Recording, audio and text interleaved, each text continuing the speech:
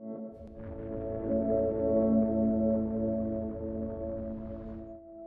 I started making pots when I was about 15 or 16 years old at the Waldorf Steiner school I went to. I graduated from there and I went to train on the DCCOI Ceramic Skills and Design training course in Ireland. So I was there for 2 years and then I was lucky enough to get Lisa Hammond's apprenticeship position. So I did a 3-year apprenticeship with Lisa. When I finished with her, she helped to arrange an apprenticeship with Ken Matsuzaki in Mashiko. And then here I am, and then I moved back from Japan to London and I set up my own studio. I've always tried to make pots that I can imagine myself living with. I love simple objects. I love refined shapes, straight forms, sharp edges. So I've tried to encapsulate a lot of that in my work, and I think these days more than anything, I tend to take more inspiration from metalwork. But generally it's functional. I try and make a few more sculptural pieces these days to kind of, broaden my range of work, but I just make things that I can, will live on my shelf or live on my dining table and I'll be happy with. I typically use either a high iron stoneware clay body or porcelain. The process begins with wedging, so I always spiral wedge my clay for the most part. And for these vases, I'm just weighing out 680 gram lumps, which is 1.8 pounds. I cone up and down, 4 or 5 times, open up and compress the base. I don't open the bases up particularly wide on these. With these pieces especially, I really want them to have narrow feet. So I center the clay, cone it up and down, open it, and then I do my first few pulls, and I really try and get as much up as I can in the first 2. For this shape, I'll throw them to about 17 or 18 centimeters tall. And the whole idea with these pots is I try to make them in groups, so typically there's about 5 to a group, and the shape doesn't, it's the same but different, but there is kind of a few overriding rules which I always follow. So the base portion is always narrow if you look at them, and it always sort of accounts for roughly half the shape in total. If the lower section, the tapering section, is too short, it kind of makes the whole thing look a bit stumpy and kind of heavy, so I try and make it quite tall. Once the rough shape is there, I'll then scrape away a bit of excess clay from around the base, and then I'll remove most of the slip from all of the walls to make the surface as dry as possible before I lift it off the wheel. Once thrown, I leave them usually for 2 or 3 days until they're really probably on the firmer side of leather hard. For trimming, the way I prefer to do it is I'll take some slip and I'll brush it onto the base, and then I'll firmly press that against the metal wheel head and tap center it. And after a few taps, usually I can feel that the slip kind of begins to dry, and it also it's like glue, I suppose. It sticks the pot down to the metal. And then I use a rubber kidney just to seal that bottom groove where the pot meets the wheel. And I prefer doing it this way because it means I can trim the entirety of the outside walls.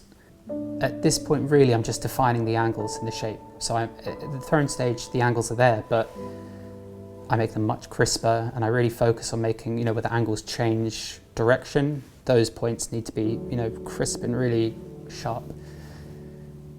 Once the walls and the rim have been done, I'll cut the pot off the wheel just by a slide of metal skim underneath it, and then I flip it upside down, put it back on its rim, and I put 3 lugs of clay once it's centered just to secure it in place, and then I use what's called a spinner, which is just a tool made by another potter, a guy called Richard Carter. It has a ball bearing inside between, this one opens, between the 2 components. So I push down with this really firmly as I'm trimming, just to keep the pot pinned down.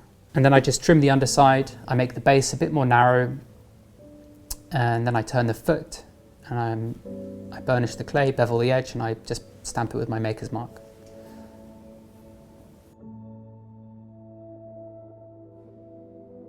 The next stage usually happens a little bit after, because once you've trimmed a pot, generally speaking, you reveal kind of clay that's a bit softer underneath. So once I've trimmed all the shapes, I'll then set them aside for maybe 10 or 15 minutes or half an hour, depending on the weather, if the kiln's been on. And then I'll roll out these very thin coils, which I attach to the surface of the pot just by, I usually just brush some water over the surface, then I lay the coil on. I find with this it's more about pressure. And I suppose the difficulty with this section is because my pots are turned quite thinly, if you're attaching then a coil to the surface, there's quite a high chance that you can either deform that surface or cause the whole pot to distort. So through the entire process when I'm attaching the line, I tend to put my left hand inside the form, bracing it, while my right hand outside is attaching the line, and that just keeps things kind of nice and round. After I've roughly attached the lines and they've been sitting out to dry a bit, I use a selection of different metal implements, I guess, kidneys and just anything with a straight sharp edge, and I start on the outside of the line and I pinch in along it and just make it finer and finer, cleaning off the tool as I go. Otherwise, if there's too much clay that clogs on the tool, the line's going to be messy. So as I work, I clean, I make sure I'm using nice sharp metal implements for the most part. Ultimately, I want the line to be as defined as it can physically be.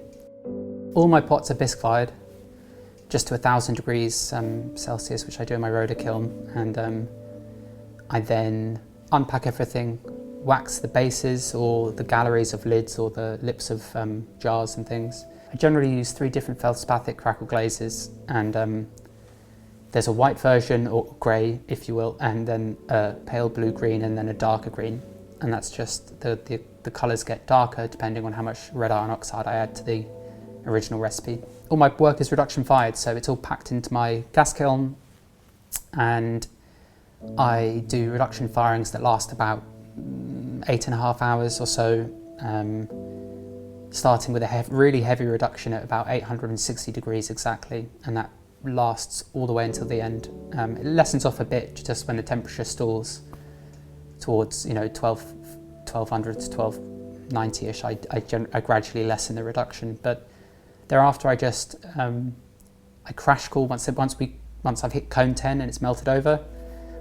I crash cool down to 1,000 degrees by opening the bungs in the door and the dampers. I slide them open, and I let it crash cool, and then I fully close it up, and that's it. It takes usually about 36 hours to cool down to the point I can open it. I've always loved delicate, refined objects. The pots that in the V&A that I always love are, the 2,000-year-old Chinese ceramics that are crisp and wafer thin and delicate. I know it's the classic romantic notion of taking what is essentially earth and turning it into something delicate and precious is just such a wonderful process. So I always try and make pots light and delicate. That's what speaks to me, so that's what I try and do.